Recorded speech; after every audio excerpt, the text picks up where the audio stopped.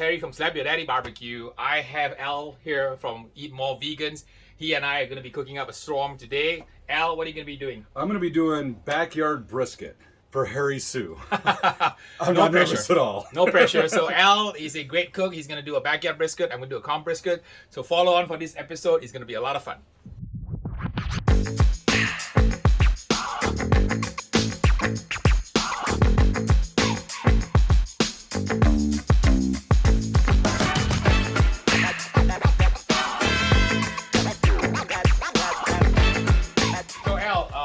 We have a little bit of a snafu we have to work with today. We were getting ready to trim the brisket, but the brisket is still rock hard. Yeah, I mean 4 days in the refrigerator wasn't enough. And you don't have time to sit in my backyard for another day. I would love to sit in your backyard for another day, but no, you've got to head out and I got stuff to do tomorrow. So we're going to show what you, do we do? Put them in the sink? you my Slap Your Daddy method of thawing brisket. Oh, we're not going to put them in the And sink? since you're in my backyard, I do have a spa. Ooh. And, one of the things I like to do is instead of wasting water, I'll use my spa. You can only do my technique if your brisket is cryovac. Cryovac, right. And it's Right. not leaking. Right. And it's not going to contaminate the water. So I mean, these briskets look pretty intact. I don't see any liquid leakage. So we're going to gently lift the brisket up and kind of let it sit here. Okay. And it'll thaw in about 45 minutes. All right. And these are from Snake River Farms. Probably some of the best Wagyu in America. Let's save the fat so we can make our own Wagyu tallow. Huh? Absolutely. All right, I'm interested to see what the differences are between how you trim a brisket and how I do. Primarily because, as anybody in my audience will tell you, I suck at trimming brisket. I think that I would describe it kind of two ways, right? One is a backyard trim or a restaurant trim optimizes on the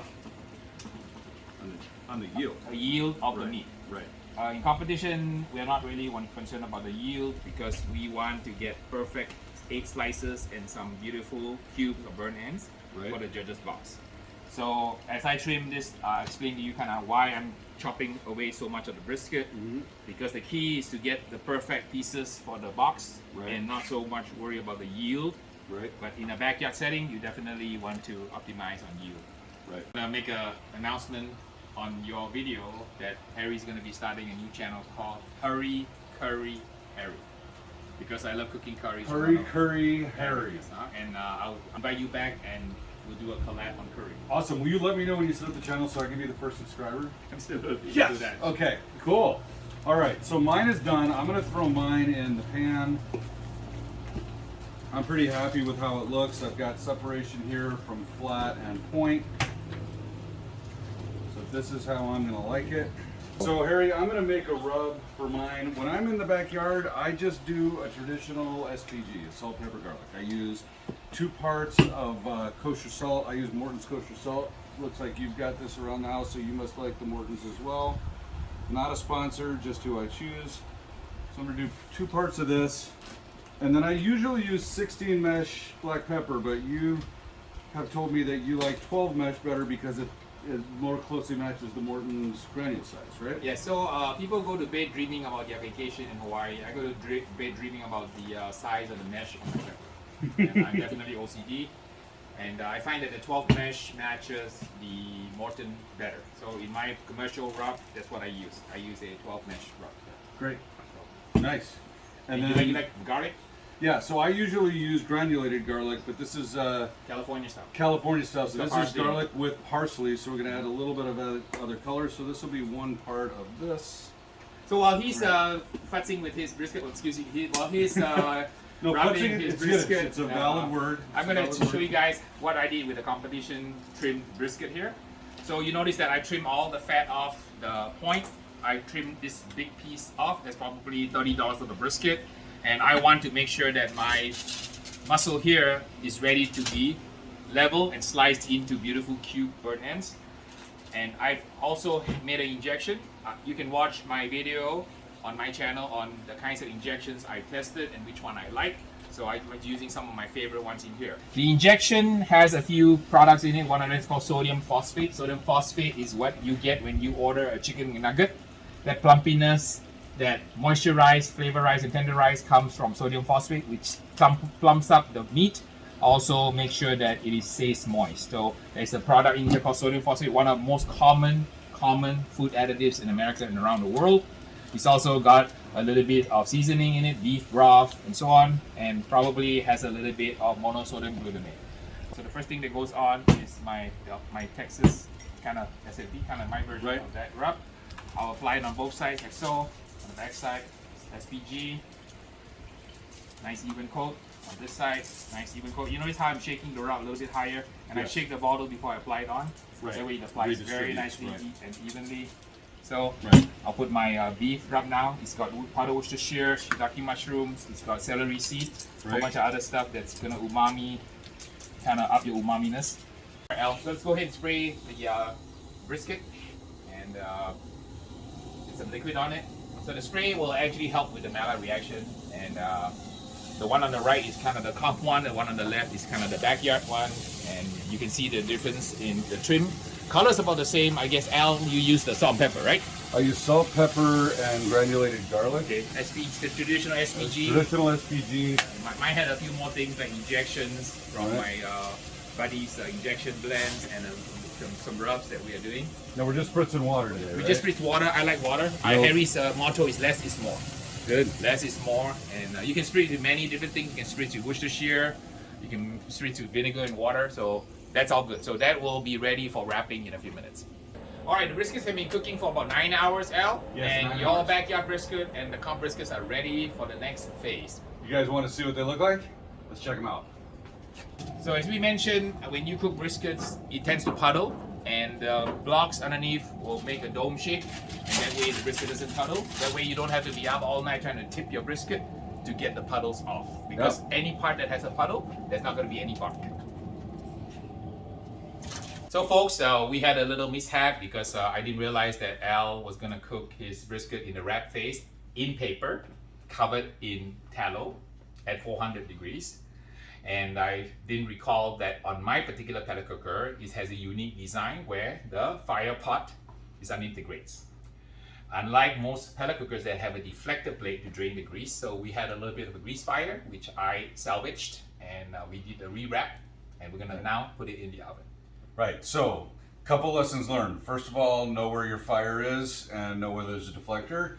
And second lesson, we're still learning every day. Like today was a new lesson for us both to learn. Me, I've never cooked on that kind of grill before.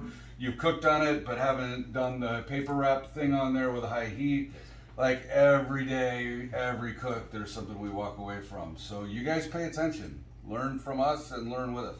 If you're a pitmaster, we always say, it's never if you get a grease fire, it's when you get a grease fire. And the key to do is to know what to do. Number one, don't panic. And number two, do the safe thing, which is to close the pit and do not try to do what I just did. You notice that we put the brisket in a little black belt tip here, which is the boat. The boat, right. The boat is so that the liquid doesn't drip onto your navel when you pour the liquid on. So you notice also very strategically, I placed the brisket halfway down the foil, like this, 2 layers, right? Because I'm going to teach you how I do my Harry's 3-sided Huggy Baby wrap. Huggy Baby, that sounds exciting. Yeah, okay. So I'll explain the 3-sided first, and then I'll explain the Huggy Baby. So what we're going to do is we're going to fold it over. So now I fold it over. Right. So if I roll 3 sides, I'm going to watertight both. Right. And none of the liquid that we put in will leak out.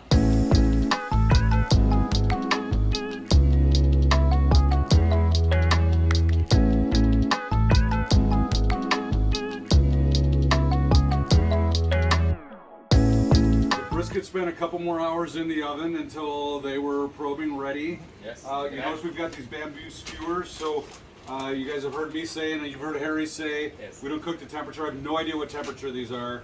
Make sure it is probing just like peanut butter that is Skippy brand from the fridge. Skippy specifically, cold, Skippy, creamy. Right, and that's what you're going to get all over when it's done, right? Oh, I got paper there. Okay, so should we get these out and see what they look like? Let's do it. All right. First of all, check for jiggliness. You can see my brisket is kind of jiggly. Yeah. And I'm going to run my knife into the area between the point and the flat to separate the point. Exactly. So, slides right off. All right, let's do it. And I'm going to do something that is unusual for competition. I'm going to sauce my brisket. That's what we do. Gasps of incredibility. I'm not saucing mine. Yeah, so I'm gonna show you guys. I'm what just we do. gonna slice. I'm gonna mix a little bit of hot burn and my all-American sauce, and I'm gonna just touch up the surface with a little bit of sauce.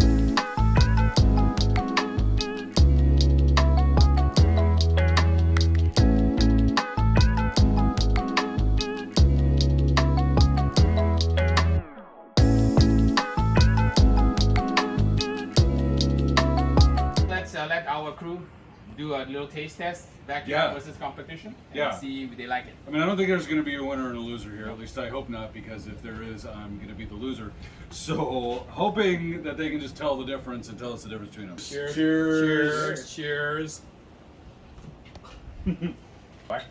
And I didn't make it too salty. Like I It's not too salty. So I kind of lied, and I told you. You said it was going to be inedible. This is definitely edible. This is good. I did not over salt it. This is really good. I love the smoke ring too. That's beautiful. Smoke ring on a pellet cooker. Like we did this on the Weber pellet cooker, right? You look at the burn end. Try a burnt end. All right. Yes. All right. Here. Cheers. Cheers. Okay, it's really good. In competition, I would add a little bit of salt. Okay. Add a little bit of salt in competition. I do believe there's a right and a wrong in this world, and barbecue sauce on brisket just makes me uncomfortable. Like, I'm getting the shakes a little bit, but it does taste good. But I can't. Don't tell anybody that it. But it's. I don't know that it needs it though. It's so tender, Harry. So it's just the judges. Just another layer of complexity to impress the judges. When you have against 150 teams, you really have to kind of have a little bit extra. All right. You guys want to taste a little Al let's backyard? try Al's backyard. All right. So let's get some out here. All right. Nice. Nothing wrong with that. No, it's really solid. So it doesn't have as much flavor as yours, but it's not supposed to, right? I mean, you're about the competition. Very good Dalmatian Texas style SPG C. Yep. Absolutely good. And I can taste that cayenne you had me add. I mean, that was a Just smart a hint move. at the end. Good. Well done, Al. All right. You've proven that you can enjoy a backyard brisket. You can also enjoy a competition brisket. So when you do the next competition for brisket, I get to come crew with you and carry your bag and clean up after you or something? Absolutely. Bring your entire crew and I'll just sit back and watch you guys work. Awesome. We've shown you that you can cook a great backyard brisket like Al did, or you can cook competition brisket. They are both good. So always have fun. Remember, Harry taught you always get joy in your cooking. Thanks to my patrons for stopping by. Please like my channel, subscribe, and we'll see you guys in the next video. All right, folks, I'm making my debut for my new channel called hurrycurryharry.com.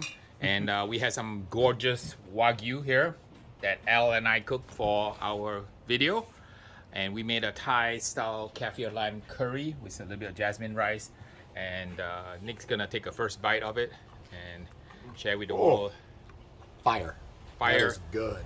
A lot of complexity in the flavor. Yeah, it is. It's And, not. It doesn't taste like traditional curry, and that meat is so tender in there. All that expensive Wagyu meat. So when you cook brisket, don't waste the trimmings. Just use the trimmings for sausage, hamburger, or sobuco, or like me. This is an absolutely amazing curry. And the kaffir lime, which is a special lime, grows in my front yard. Wow, Harry. That is so complex. I can't stop eating. So the rice and the curry and the sauce just kind of melts in your mouth, and that creaminess and the complexity, right? So that's a hallmark of really good curry. And of course, you have amazing, amazing beef. So I take no credit for the curry because all the flavor came from the Wagyu, which is absolutely amazing. Yes. This is amazing. This is. I've never had curry this good. Curry to Indonesian, to Singapore curry, to Caribbean curry. It's going to be absolutely amazing. And that is something universally enjoyed by everyone, which is a beautiful stew that you can make. Some people even call it like a goulash, a kind of a spicy curry, but definitely something that everybody can look forward to. This is ready to go, and we've got the samples here.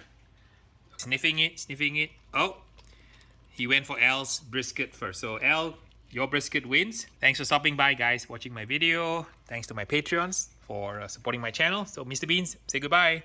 To the next video, we will see ya.